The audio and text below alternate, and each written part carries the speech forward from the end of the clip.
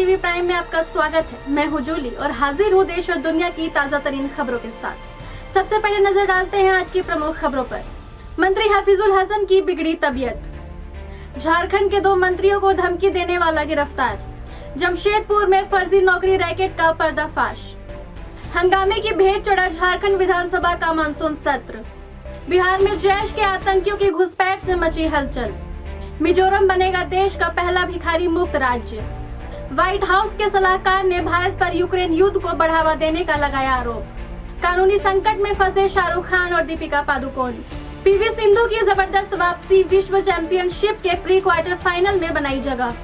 Share बाजार में हड़कंप, ट्रंप के टैरिफ के बाद सेंसेक्स में 650 अंकों की गिरावट।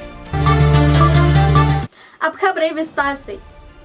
झारखंड के अल्पसंख्यक कल्याण मंत्री हफीजुल अंसारी की तबीयत अचानक बिगड़ गई, जिसके बाद उन्हें रांची स्थित पारस एचईसी अस्पताल में भर्ती कराया गया है। गुरुवार की सुबह अचानक स्वास्थ्य बिगड़ने के बाद उन्हें तुरंत अस्पताल पहुंचाया, जहां डॉक्टरों की विशेष टीम उनकी निगरानी कर रही है। फिलहाल मंत्री की हालत स्थिर बताई जा रही है, लेकिन उन्हें डॉक्टरों की देखरेख में रखा गया है। अस्पताल प्रबंधन के अनुसार मंत्री हफीजुल अंसारी की गहन जांच की जानकारी और उनकी हालत पर लगातार नजर रखी जा रही है। मेडिकल टीम का कहना है कि चिंता की कोई बड़ी बात नहीं है, लेकिन एहतियात के तौर पर उन्हें अस्पताल में ही रखा गया है।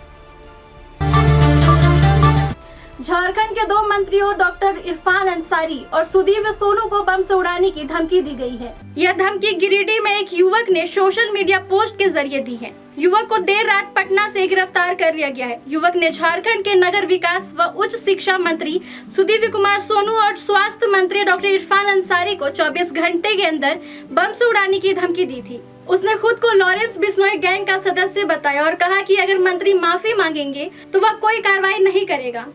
गिरफ्तार युवक को झारखंड लाया जा रहा है और पूछताछ की जाएगी। अगली खबर, जमशेदपुर से फर्जी नौकरी घोटाले का मामला सामने आया है। बता दें, यहाँ युवाओं से 25-25 हजार रुपए की वसूली की जा रही थी। साथ ही युवाओं को यहाँ बंधक बनाकर रखा गया था। पुलिस ने ऐसे 179 युवाओं को इनके चुंगल से मुक्त कराया। इतना ही नहीं, पुलिस ने MS रिया इंटरप्राइजेस कंपनी से जुड़े 4 आरोपियों को गिरफ्तार किया है। युवाओं को कोई राज्य से लाकर किराए के मकानों में फंसाकर प्रताड़ित किया जा रहा था। मुख्य सरगना समेत कई आरोपी अभी फरार है। पुलिस ने कंपनी के दस्तावेज जब्त कर कार्यालय सील कर दिया है। इसी बीच रॉयल हेल्थ इंडिया कंपनी के खिलाफ भी छापेमारी की गई, जहां 150 से अधिक युवाओं को शिकार बनाया गया था। पुलिस की कार्रवाई जारी है। झारखंड विधानसभा का मानसून सत्र हंगामे की भेंट चढ़ गया। 22 अगस्त से शुरू हुआ सत्र एक दिन भी सही ढंग से नहीं चल सका। सदन के अंदर और बाहर हंगामा और प्रदर्शन होता रहा। सत्ता पक्ष और विपक्ष दोनों के ही विधायकों ने सदन के अंदर और वेल में आकर हंगामा तो किया ही, बाहर भी वे अपनी मांगों को लेकर प्रदर्शन करते रहे। विपक्ष जहां सूर्या हांसदा एनकाउंटर रिम्स 2 की जमीन को लेकर सरकार पर हमलावर था, वहीं सत्ता पक्ष वोट चोरी के मामले उठाता रहा। नतीजा हुआ, सदन की कार्यवाही बार बार बाधित होती रही। हालांकि इस दौरान 22 अगस्त को ही सदन में सरकार की ओर से 4296 करोड़ का प्रथम अनुपूरक बजट पेश किया गया, जो पारित भी हुआ। इसके अलावा सरकार ने 5 विधेयक भी इस दौरान पारित कराए, जिनमें विश्वविद्यालयों से जुड़े विधेयक को लेकर सदन में अंतिम दिन विपक्ष ने हंगामा किया। इसके अलावा कोचिंग संस्थानों की मनमानी पर रोक से संबंधित विधेयक भी पारित कराया गया है। बिहार में जैश-ए-मोहम्मद के 3 आतंकियों की घुसपैठ की सूचना से हड़कंप मच गया है। पुलिस मुख्यालय ने 28 अगस्त 2025 को राज्य भर में हाई अलर्ट जारी कर दिया। बताया गया कि आतंकी हसनैन अली, आदिल हुसैन और मोहम्मद उस्मान नेपाल के काठमांडू होते हुए बिहार में दाखिल हुए हैं। इनके द्वारा देश में बड़ी आतंकी साजिश का अंजाम दिए जाने की आशंका जताई जा रही है। सीमावर्ती जिलों में सुरक्षा बढ़ा दी गई है और खुफिया एजेंसियों को सतर्क कर दिया गया है। आम जनता से अपील की गई है कि वे किसी भी संदिग्ध गतिविधि की सूचना तुरंत पुलिस को दे। अब बढ़ते हैं राष्ट्रीय खबरों की ओर। मिजोरम देश का पहला भिखारी मुक्त राज्य बनने जा रहा है। राज्य विधानसभा ने भिक्षावृत्ति निषेध विधेयक 2025 पारित किया है, जिसका उद्देश्य भीख मांगने पर रोक लगाने के साथ साथ भिखारियों के पुनर्वास और उन्हें सम्मानजनक आजीविका प्रदान करना है। समाज कल्याण मंत्री लाल रिनपुई ने विधेयक पेश करते हुए बताया कि सरकार एक राहत बोर्ड और रिसीविंग सेंटर स्थापित करेगी, जहां भिखारियों को स्थायी रूप से रखा जाएगा और 24 घंटे के भीतर उन्हें गृह राज्य भेजा जाएगा।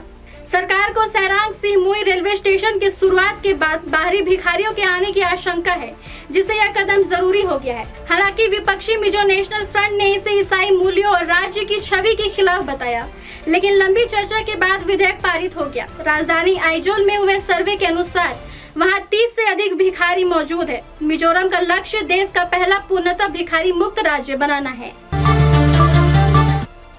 अब बढ़ते हैं अंतर्राष्ट्रीय खबरों की ओर। व्हाइट हाउस सलाहकार पीटर नवारो ने भारत पर रूस से तेल खरीदकर यूक्रेन युद्ध को बढ़ावा देने का आरोप लगाया है, जिससे अमेरिका भारत संबंधों में फिर से तनाव उभर आया है।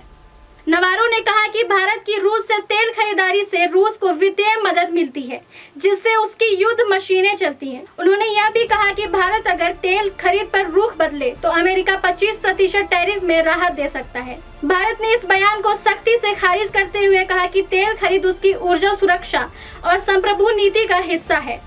भारत ने दोहराया कि 140 करोड़ लोगों के आर्थिक हितों से कोई समझौता नहीं होगा। यह पहली बार नहीं है जब नवारो ने भारत पर निशाना साधा हो। इससे पहले भी उन्होंने भारत को रूस का लॉन्ड्रोमेट करार दिया था। इस बयान से दोनों देशों के बीच व्यापार और कूटनीतिक संबंधों में खटास बढ़ने की आशंका है। अब आपको ले चलते हैं मनोरंजन जगत में। बॉलीवुड के दो दिग्गज सितारे शाहरुख खान और दीपिका पादुकोण एक नए कानूनी विवाद में उलझ गए हैं। बता दें, राजस्थान के भरतपुर जिले के मथुरा गेट थाने में एक स्थानीय अधिवक्ता कीर्ति सिंह ने दोनों के खिलाफ शिकायत दर्ज कराई है। शिकायत का आधार एक कार की तकनीकी खामी है, जिसके ब्रांड एम्बेसडर शाहरुख खान और दीपिका है। शिकायत में कहा गया है कि उन्होंने हुंडई अल्काजार कार खरीदी थी, जिसमें तकनीकी खामियां थी, जिससे उनकी और परिवार की सुरक्षा खतरे में पड़ी। ग्राहक का आरोप है कि ब्रांड एम्बेसडर के रूप में शाहरुख और दीपिका ने कार को भरोसेमंद बताया, जबकि कंपनी खामियों से अवगत थी। पुलिस ने धोखाधड़ी और विश्वासघात के तहत मामला दर्ज कर जांच शुरू कर दी है। अभी तक दोनों की ओर से कोई प्रतिक्रिया नहीं आई है। खेल की दुनिया की बात करें तो भारत की स्टार शटलर पीवी सिंधु ने BWF विश्व चैंपियनशिप 2025 में शानदार वापसी करते हुए महिला सिंगल्स के प्री क्वार्टर फाइनल में जगह बना ली है।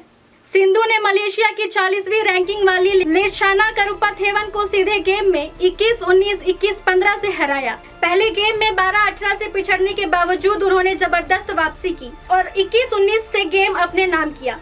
दूसरे गेम में सिंधु ने शुरू से बढ़त बनाए रखी और 21-15 से मुकाबला जीत लिया। इस जीत के साथ सिंधु ने अपने पुराने फॉर्म में वापसी के संकेत दिए हैं। वहीं मिक्स्ड डबल्स में भारत की ध्रुव कपिला और तनिषा क्रास्टो की जोड़ी ने आयरलैंड की जोड़ी को 21-11, 21-16 से हराकर अंतिम 16 में जगह बनाई। सिंधु का अगला मुकाबला अब कठिन होने वाला है, लेकिन मौजूदा फॉर्म को देखते हुए उनसे क्वार्टर फाइनल तक पहुंचने की उम्मीद जताई जा रही है।